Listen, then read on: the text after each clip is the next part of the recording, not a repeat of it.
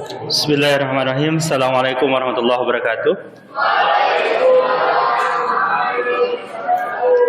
Alhamdulillahirrabbilalamin. Allahumma sholli ala sayyidina Muhammadin wa ala alihi washabihi ajmain. Amma ba'd. Baik, hari ini kita akan lanjutkan mata kuliah kita di mata kuliah kejahatan siber. UTS-nya gampang kan? Ya. Iya, Pak. Yang kedua, kita akan kuliah sampai akhir Mei. Ya. OPL akan saya close di akhir Mei, berarti saudara ingat-ingat punya tugas, ya. Tugas membuat apa? Ya, artikel Pak, standar jurnal. Saya cek sudah ada 2 yang mengumpul, tapi dua-duanya tidak memenuhi. Ya, jadi yang sudah merasa sudah mengumpul, yang satu tidak memenuhi jumlah minimal word-nya, yang satu file yang di-upload itu blur, dia hasil Turnitin, ya bagus dan menunjukkan Turnitinnya, cuma file aslinya coba di-upload juga, agar kalau hasil Turnitin itu ngeblur, susah dibaca. Ya, jadi tolong di-upload ulang yang sudah mengerjakan itu, gitu ya. Itu tanda kalau saya tuh ngecekin satu-satu, jangan dikira tugas saudara tuh tidak saya lihat, gitu. Baik, sebagai penghangat kesempatan ini kita akan mulai dengan satu orang yang akan mempresentasikan hasil bacaannya pada satu artikel. Siapa yang terakhir kemarin presentasi di Zoom? Ada orangnya masih ingat? Nggak ada, ya nggak apa-apa. Hari ini tanggal berapa? Tanggal 4. Mana presensinya? Ya, nomor 4 situ siapa? Mana orangnya?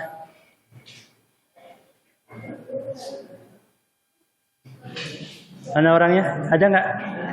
Nggak ada. Ini tahun 2024. Nomor 24 di situ siapa? Mana? Orangnya ada? Anissa? Ade? Mana orangnya? Nggak ada juga. Tuh, gimana nih? Fit, cari orang yang paling kamu tidak suka. Coba pilih salah satu orang saja. Ini tidak ada dendam pribadi ya, monggo.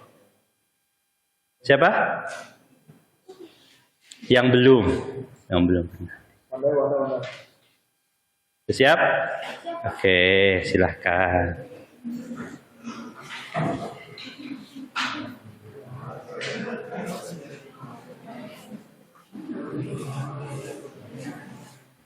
Bismillahirrahmanirrahim. Assalamualaikum warahmatullahi wabarakatuh. Oke, jadi dalam mata kuliah kali ini kejahatan cyber, dan artikel yang saya pilih adalah penyalahgunaan data pribadi sebagai bentuk kejahatan sempurna dalam perspektif hukum cyber.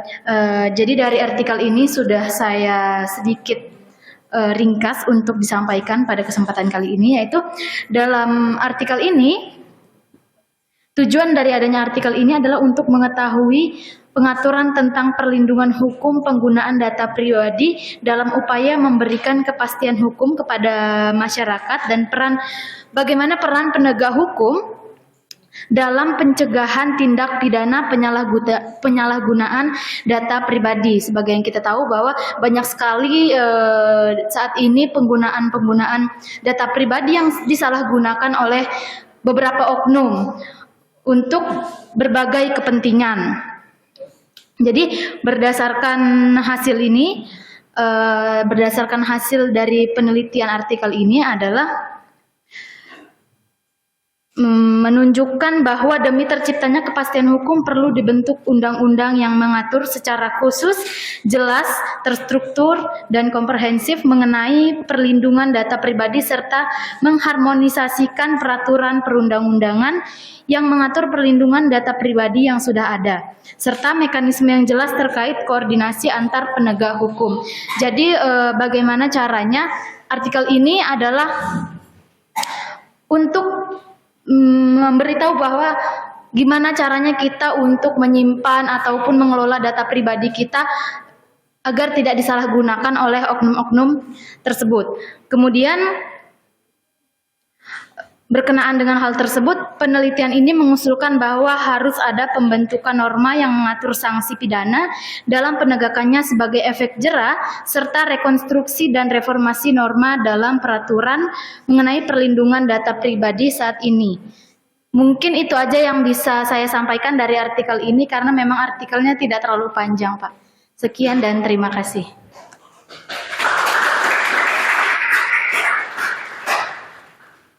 Oke, terima kasih. Nah, baik.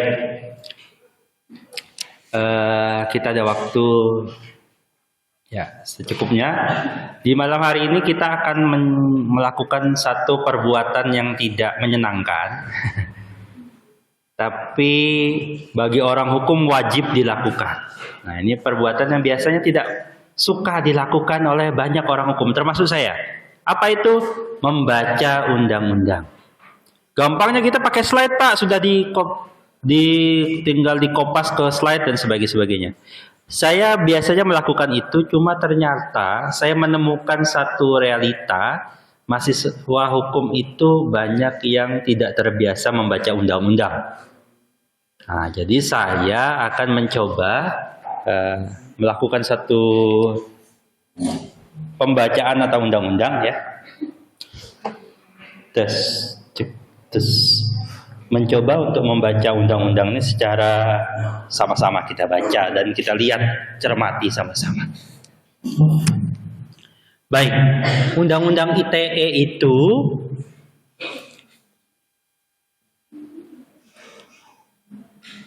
sampai saat ini yang masih berlaku adalah Undang-Undang Republik Indonesia nomor 11 tahun 2008.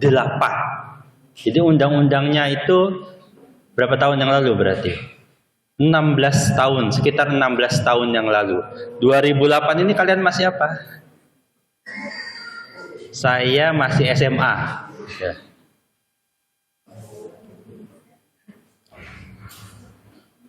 Tapi undang-undang ini sudah mengalami 2 kali perubahan. Kalau yang namanya perubahan, nah ini yang bikin males baca undang-undang itu salah satunya gitu.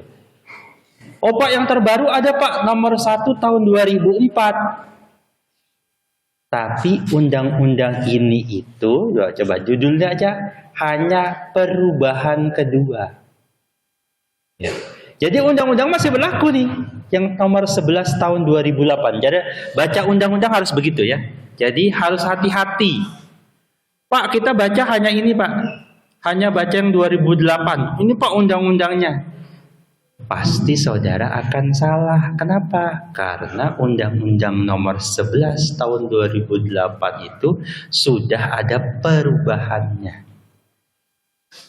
Yang dimaksud dengan undang-undang ada perubahannya itu berarti ada beberapa pasalnya yang dirubah. Kalau pengganti, dia undang-undang baru, dia tidak akan menyebut lagi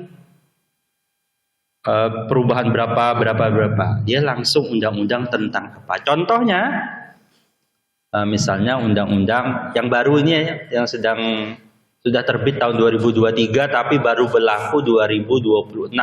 Apa itu? Tentang Kitab Undang-Undang Hukum Pidana. Nah, dia langsung merubah secara keseluruhan.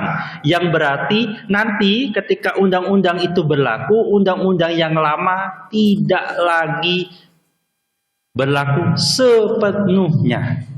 Kalau perubahan satu, perubahan kedua begini, itu mengindikasikan bahwa masih ada aturan di undang-undang yang lama itu yang berlaku sampai hari ini. Jadi kalau nanti saudara baca undang-undang, cari dulu kalau dia ada bahasanya perubahan-perubahan ini, maka baca dulu undang-undang pertamanya. Lalu saudara baca perubahan keduanya, pertamanya, lalu kalau ada perubahan kedua, buka lagi perubahan keduanya. Dicek kembali, ada nggak perubahan-perubahan selanjutnya. Di pekan depan saya akan tunjukkan apakah itu cukup.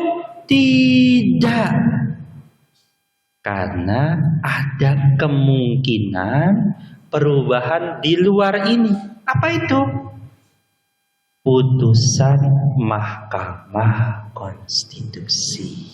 Jadi rumit memang orang hukum di Indonesia ini. Dia harus baca undang-undangnya, tapi juga harus mengecek apakah ada putusan Mahkamah Konstitusi yang merubah isi dari undang-undang tersebut.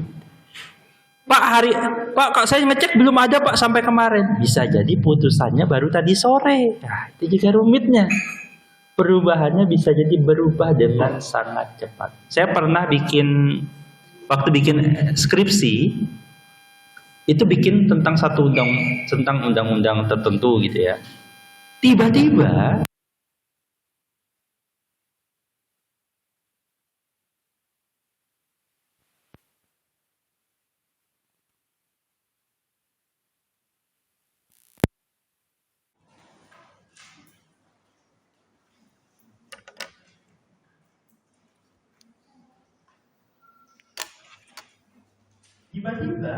pemerintah menetapkan sama DPR satu undang-undang baru. Gimana nasib skripsi saya waktu itu? Ya. Saya berdalihnya ya, ini dikerjakan pada waktu tentang ini sebelum undang-undang itu berlaku. Cuma hati-hati nanti di dunia praktek ya, tidak bisa segampang. Oke, kita akan baca pelan-pelan yang khusus berkaitan dengan kejahatan siber saja. Jadi saya tidak akan bahas semuanya. Undang-undang ini dipisah saja hanya 38 halaman. Jadi saya akan baca singkat-singkat. Bagi yang tidak terlalu penting kita. Tapi ini perbuatan yang memang tidak menyenangkan. Baca gitu. Ya kalau hanya sekitar ini. Coba baca undang-undang kita kerja berapa halaman. Nanti kalian di dunia kerja ada aturan baru susah dari lagi, baru ada lagi. Waktu kuliah kami nggak belajar ini. Iya, orang hukum itu harus siap dengan perubahan yang begitu. Bisa jadi saudara diterima kerja, besok suruh kerjakan hal tertentu. Ternyata ada aturan baru. Padahal bosnya menjawab besok bikinkan saya kerja tentang ini. Peraturannya ada peraturan baru. Kalian betul semalam untuk bisa membaca. Bos kalian nggak tanya kalian sudah baca undang-undang itu atau belum, peraturan itu atau belum. Tahunya kalian ngerti. Bapak saya bosnya sama. Saudara kalau jadi bosnya, saudara mau melakukan tindakan-tindakan hukum juga harus tahu perubahan. Jadi orang hukum itu suka baca. Anggap aja ini scroll TikTok. Anggap saja.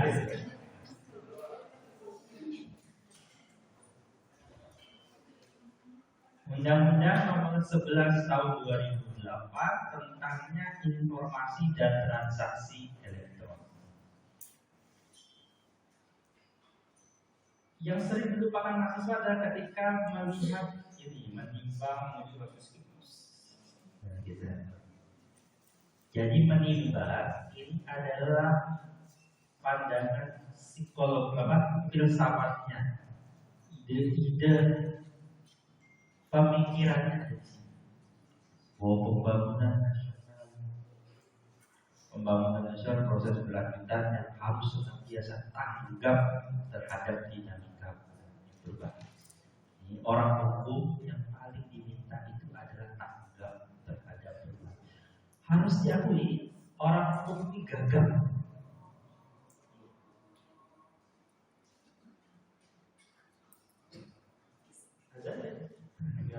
Tanggung suaranya. Ya, saya teruskan aja ya. Tanggap terhadap dinamika perubahan yang masyarakat. Ini bicara tentang globalisasi, telah menambahkannya sebagai dari masyarakat informasi dunia. Nah, kemarin saya sudah nyampaikan waktu di pertemuan awal bicara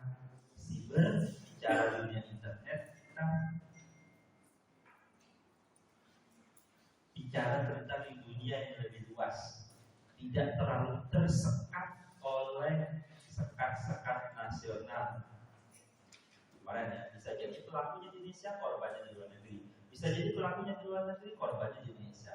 Bisa jadi korban dan pelakunya sama-sama di luar negeri, tapi dia WNI, misalnya dan sebagainya. Legitimasi dapat melakukan secara formal dan merata ke seluruh masyarakat. Apa bahasa umumnya? Padahal orang hukum itu berkutat dengan kata-kata. Jadi yang nggak suka dengan kata-kata itu bermasalah dengan orang hukum. Bagi orang hukum kata-kata itu penting. Bahkan titik koma pun bagi orang hukum itu penting. Jadi jangan sepelekan orang hukum. Titik koma saja kami perhatikan, apalagi diri. Gombal Pak, malam minggu malah kuliah.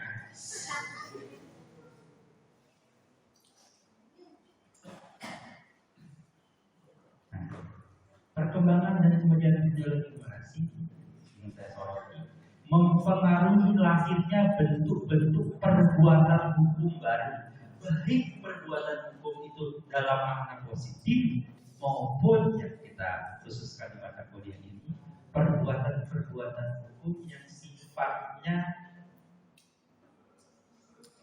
kejahatan. Maka perlu ya dalam perbuatan legitimasi perbankan menjaga, memelihara dan memperkuat kesatuan nasional berdasarkan perkebunan demi kepentingan nasional. Walaupun dunia internet itu global, tapi dari sudut pandang pembentuk undang-undang haruslah yang menjadi hal utama itu adalah kepentingan nasional Republik Indonesia. Maka nanti penting bisa jadi Pak pelakunya kan di luar negeri Pak, korbannya juga di luar negeri. Selama ada kepentingan hukum nasional, maka bisa jadi itu menjadi bagian dari yang diatur. Bisa jadi itu dikenakan masuk dalam yurisdiksi hukum pidana. Kemarin kita kenal ada asas nasional aktif, ada asas nasional pasif.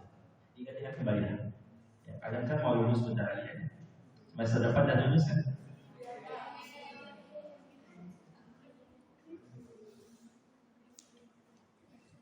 Amin. Kami bela-belain Pak malam minggu kuliah Pak. Dingin-dingin, hujan-hujan tetap kami berangkat. Maklum Pak, kami jomblo soalnya.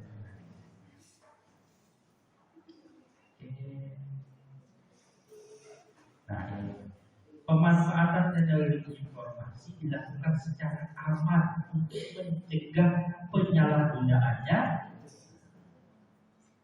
Sekali lagi, hukum tidak lahir di luar tanpa dia memperhatikan nilai-nilai agama dan sosial budaya masyarakat Indonesia.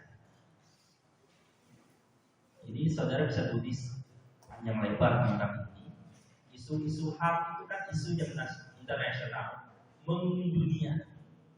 Terkadang dihadapkan dengan nilai-nilai yang sifatnya nasional atau lokal. Besok akan ada IKN di sini.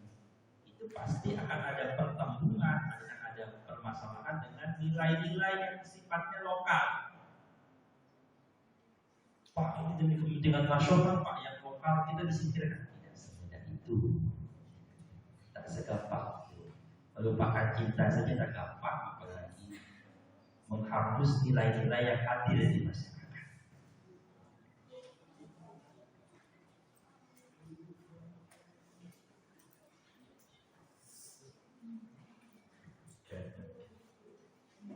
Jadi bagian menimbang itu perlu dibaca, biasanya di skip saja. Padahal itu adalah bagian penting dan yang menjadi ruh. Sebenarnya undang-undang ini arahnya mau kemana? Pak, kenapa ada pengaturan-pengaturan terkait agama, maka sumber nilai moral agama dan sebagainya? Ya, karena memang di sini disampaikan di dalam bagian menimbangnya.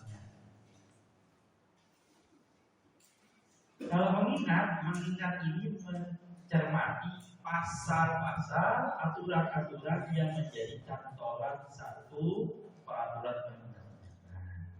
Jadi kalau nanti lihat makin rendah peraturan perundang-undangan, bagian mengingatnya makin panjang. Karena dia lihat dari atas, turun undang-undang, turun dari peraturan apa, sampai makin tinggi level peraturan perundang-undangan itu, biasanya bagian mengingatnya makin sedikit. Menetapkan. Oke, bab 1 pasti akan berisi, kalian kan kalian belum belajar ya. Kalian semester berapa? Semester 7 nanti kalian akan ketemu mata kuliah penyusunan peraturan perundang-undangan, praktek penyusunan peraturan perundang-undangan. Yang ngajar Pak Alfian. Mau langsung ketawa nih Pak sih. Favorit sekali kalian. Jadi sama beliau. Mau kelas A, B, C sama beliau. Jadi nanti beliau akan menyampaikan bagaimana menyusun peraturan perundang-undangan. Nah, di pasal 1 pasti akan cerita tentang definisi serat apa yang akan dibahas. Nah, orang hukum itu penting. Sekali lagi, saya suka sekali mengingatkan, orang hukum itu sebelum dia keluar kemana-kemana harus bisa mendefine sesuatu dengan jelas. Jadi kalau kita ngobrol tentang apa itu harus jelas. Misalnya saudara punya hubungan dengan siapa harus jelas. Hubungannya mau apa? Buat senang-senang aja. Kita mau menatap masa depan.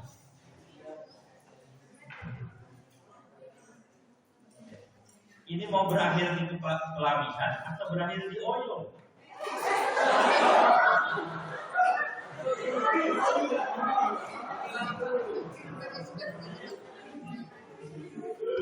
Saya cuma tes jawabannya yang biasa.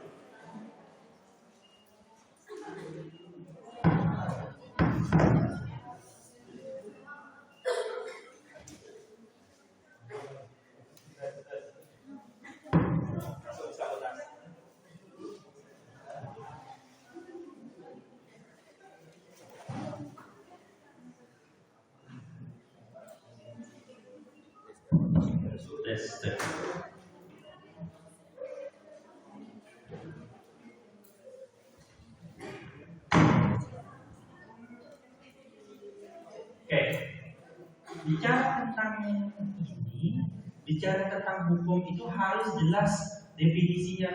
Ngomongin orang, kemarin saya mengajar hukum pidana anak. Yang disebut anak itu harus jelas. Yang kayak gimana? Oh Pak, yang begini. Oh yang kecil Pak. Tidak semua yang kecil itu anak. Bisa jadi dia tuyul. Nah, harus jelas yang dimaksud informasi elektronik itu apa, yang disebut transaksi itu apa. Cuma masalahnya terkadang kata-kata itu tak sanggup merangkumkan rasa.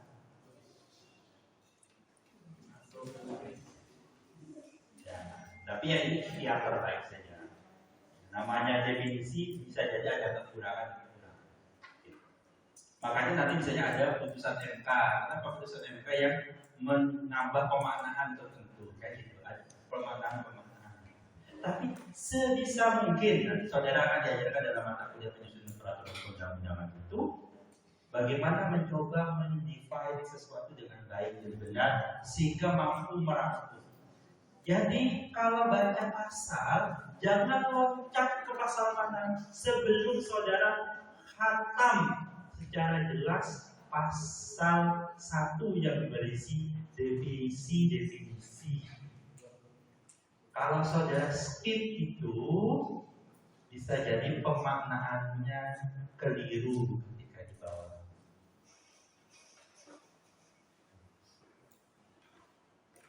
Saudara mau kawin dulu apa nikah dulu? Enak kawin apa enak nikah?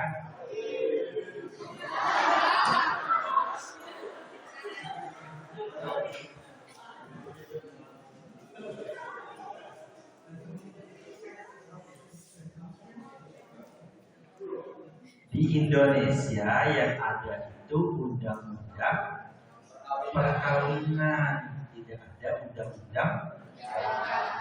Bagi anak hukum berarti kawin itu sama dengan nikah. Kalau yang membagikan kawin itu Pak, proses melakukan itu ya Pak. Nah, gitu. Kalau nikah itu ijab kabul, itu pemaknaan bukan oleh orang hukum. Tapi kalau anak hukum ditanya enak mana kawin sama nikah, jawabannya sama Pak. Karena itu adalah jangan kalau siapa tahu itu pacar.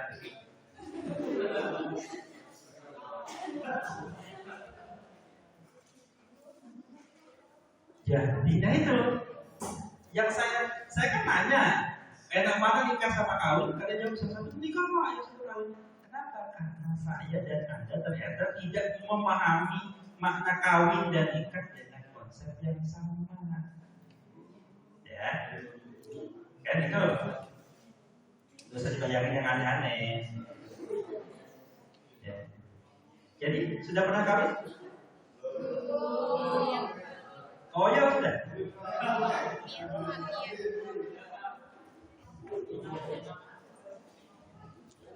Astagfirullah.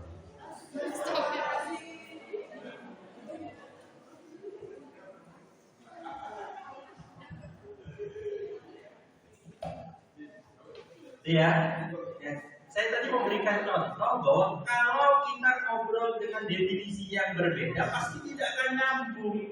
Harus diselesaikan dulu definisinya. Yang dimaksud ini itu apa? Yang dimaksud itu apa? Yang dimaksud kawin atau nikah itu apa?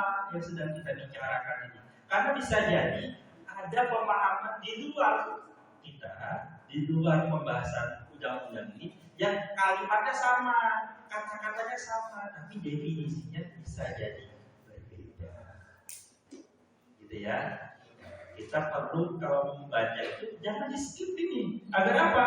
Agar pemahaman tentang kawin dan baru sampai sini Pak bacanya apa ya kita punya. Yang penting terbaca. Nanti pekan depan kita lanjutkan ini. Di sini jelas nanti yang disebut informasi elektronik itu apa? Transaksi itu apa? Masih ingat makna dan atau artinya apa? Bisa kedua-duanya, bisa dan, bisa atau. Ini yang arti ya hukum. Orang di luar hukum terkadang tidak memahami dengan apa yang dimaksud teknologi informasi juga ada di sini.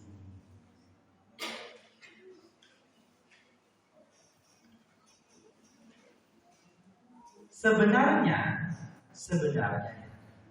dihindari menggunakan istilah seperti ini dan atau media lainnya. Ini maksudnya apa? Lainnya itu apa? Tidak jelas. Sebenarnya definisi itu harusnya membatasi.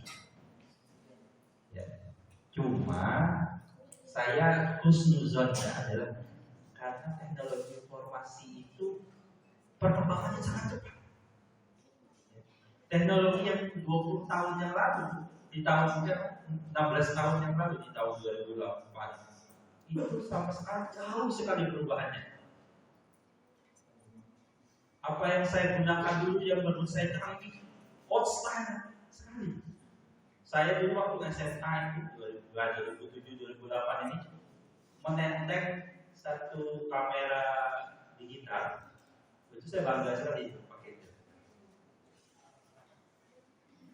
Tapi ternyata kalau saya bawa ke sekarang jadul sekali, ya gitu ya. Jadi perkembangan itu tidaklah lagi bisa dirangkum oleh undang-undang ini dengan sangat baik, sehingga dia memberi celah agar apapun itu bisa masuk ke sini dengan pemaknaan yang lainnya.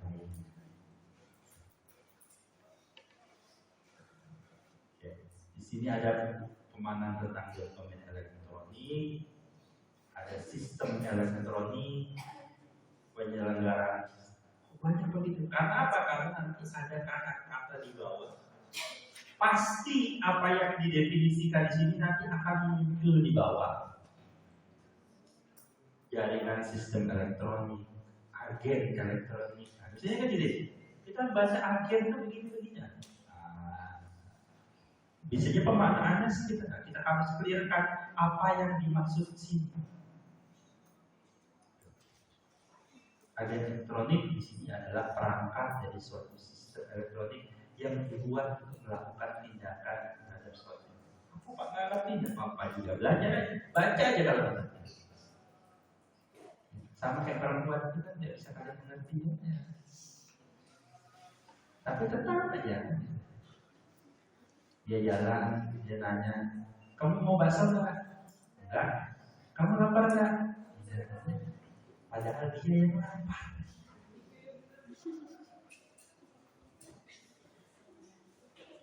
Jadi kalau pacarnya, kalau pacarnya nanya, itu kayaknya ngomong itu kayaknya enak, itu kayaknya enak. Kamu mau makan ini nggak? Iya. Terus di Jogja dulu ada warung namanya warung terserah. Jadi saya kalau istri saya kunci. Kalau dia nanya mau makan di mana, dia jawab terserah. Nah, saya bawa ke situ. Bahaya. Wanita itu kan dia bilang, kamu mau makan apa? Terserah. Mau makan bakso? Gak mau. Mau makan sate? Gak mau. Katanya terserah. Begitulah ya. Sama seperti baca undang-undang ini. Gak ngerti, jalan aja. Nasib. Sertifikat elektronik, penyelenggara sertifikat elektronik, lembaga sertifikasi keandalan, tanda tangan elektronik, pendanaan komputer. Saya jarang sekali menggunakan istilah komputer itu sekarang. Akses, kayak gini. Saya mengakses itu, mendefinisikan kata akses itu kan susah. Apakah definisi ini masuk? Ya kita juga kadang nggak puas dengan definisi itu. Tapi itulah definisi yang kalau orang hukum mengatakan definisi secara legalnya, secara aturannya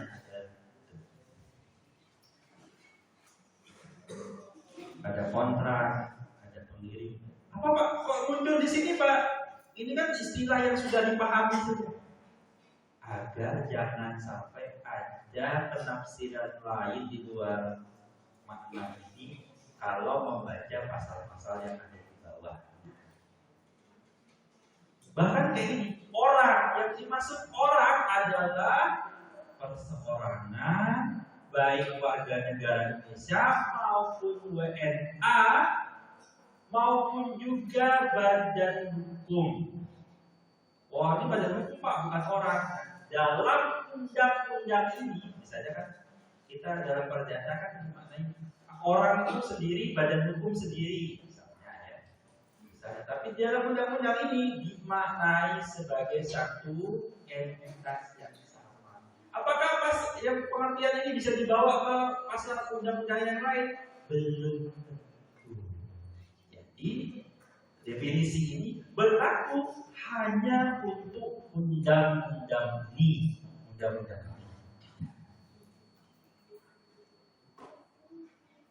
Sini misalnya pemerintah. Nah, di sini dalam undang-undang ini yang dimaksud pemerintah hanya jadi limitasi menteri atau pejabat lain yang ditunjuk oleh presiden dalam makna sini saja. Jadi Pak RT, Pak Camat, Pak Lurah, pemerintah. Tapi pemerintah dalam undang-undang yang lain dimaknai. Di dalam undang-undang ini pemaknaannya dilimitasi.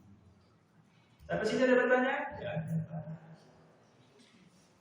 Ya karena sebelum saya bantu bawahnya panjang masih. Oke, saya minta satu orang Mbak. Tadi yang presentasi tunjuk satu orang yang presentasi selanjutnya.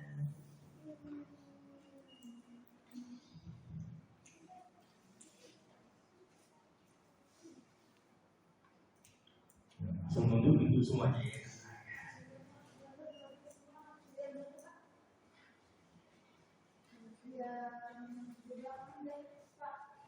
Mas, juara kemana? Mas. Nah, ya. Maju Mas. Makin kamu nunduk, makin silakan. Yes, bukan saya, bukan saya. Yes. Silakan Mas, maju Mas. Ayo maju. Yang mana Mas? Silakan maju.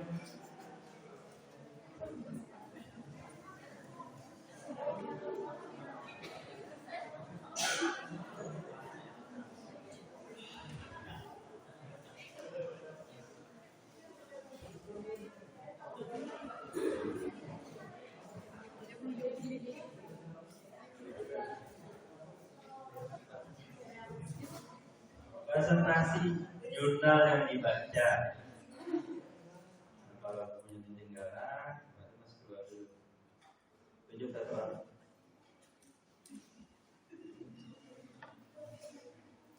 Ya, kelihatannya nggak siap juga. Yang mana? Ya kan siapa orang? Mau maju? Yang mana? Apa? Datang orang yang sini. Ya, yang mana? Yang masker? Ya, maju Mas. Tunggu di luar ya Mas ya.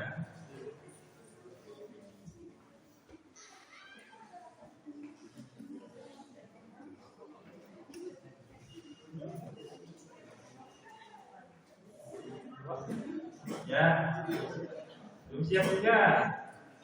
Satu orang.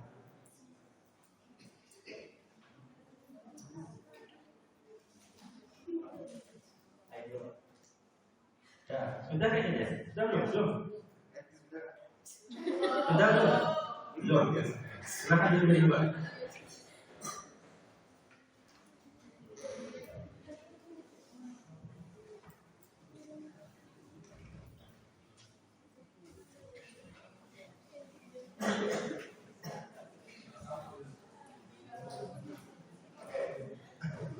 Baik. Assalamualaikum warahmatullahi wabarakatuh. Oke, pada kesempatan kali ini saya akan presentasikan sedikit yang saya dapat dari jurnal yang berjudul Penerapan Teori-Teori Kriminologi dalam Penanggulangan Kejahatan Siber atau Cybercrime. Nah, pada jurnal ini menjelaskan lebih banyak bahwa teori itu berfungsi sebagai alat untuk mempermudah dan memahami suatu permasalahan. Dalam konteks ini, beberapa teori kriminologi dapat digunakan untuk sarana memahami pelaku dan modus kejahatan cybercrime, sehingga diperoleh gambaran yang utuh tentang cybercrime dan pelakunya. Nah, jadi di jurnal ini dijelaskan bahwa ada 4 teori yang dapat digunakan untuk menganalisis kejahatan cyber. Nah, yaitu anatomi itu hewan. Yang pertama anomi, asosiasi diferensial, kontrol sosial, dan netralisasi. Nah, jadi di jurnal ini lebih banyak membahas tentang itu. Nah, tetapi bukan hanya 4 teori tersebut yang digunakan untuk memahami cybercrime, tetapi masih banyak teori kriminologi lain yang dapat digunakan, misalnya teori pemilihan rasional, teori konflik dalam kajian kriminologi. Nah, jadi dalam kajiannya itu hampir setiap teori mempunyai karakteristik yang berbeda dalam memahami masyarakat, karena pencetusnya mempunyai paradigma berpikir yang tidak sama. Namun karena teori merupakan alat yang maka kebenaran isi suatu teori masih terus dapat didebatkan, disangkal dan dipertentangkan. Nah, jadi di dalam jurnal ini tidak terlalu banyak sih membahas terkait teori-teori yang lain, tapi lebih fokuskan ke 4 teori tersebut. Nah, di teori ini memang lebih membahas bagaimana pelaku kejahatan cyber dan modus-modus kejahatan cyber itu bisa kita lihat di internet.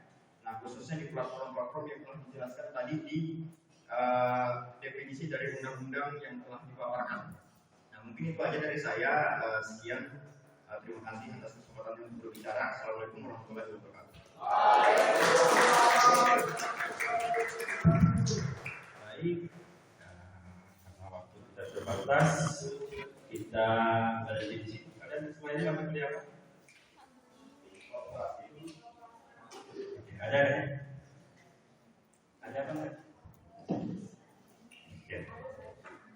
Baik, saya berada di sini. Kita ketemu lagi pekan depan. Sekali lagi saya ingatkan, tugas artikel jurnalnya tolong dipenuhi dengan standarnya. Batas waktunya akhir bulan ini. Kalau tidak mengerjakan, saya pastikan tidak akan lulus. Kerjakan di tempat saya. Lulus dari mata kuliah saya gampang, pokoknya kerjakan UAS, kerjakan UTS, kerjakan tugas. Saya jamin pasti lulus. Berapa nilainya? Oke, kan. Baik, demikian dari saya. Assalamualaikum warahmatullahi wabarakatuh.